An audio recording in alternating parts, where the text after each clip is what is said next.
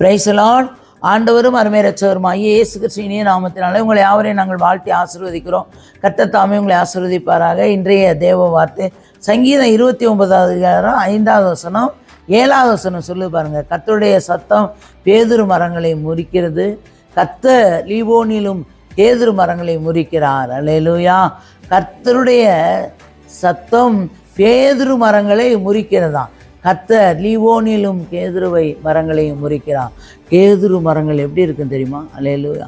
கேதுரு மரங்களையும் முறிக்கிறது. கர்த்தர் லீவோனில் கேதுரு மரங்களையும் முறிக்கிறார். அல்லேலூயா. தேவனால் கூடாத காரியம் ஒன்று இல்லைங்க. அது எப்பேற்பட்ட மரமாக இருந்தாலும் சரி, அது கேதுரு மரமாக இருந்தாலும் சரி, அது எப்படிப்பட்ட சூழ்நிலை இருந்தாலும் கர்த்தரால் கூடாத காரியம் ஒன்றுமே இல்லை. அல்லேலூயா. கர்த்தருடைய சத்தம் அக்கினி சுவாலையை பிளக்குமா?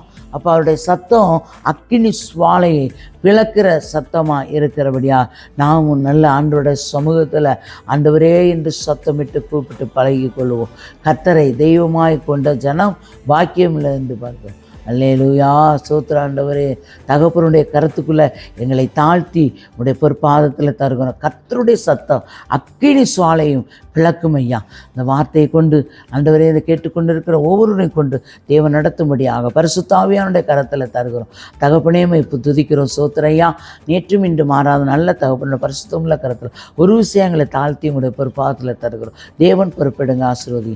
இயேசுவின் நாமத்தில் ஜீவனுள்ள நல்ல பிதாவே. ஆமேன், ஆமேன்.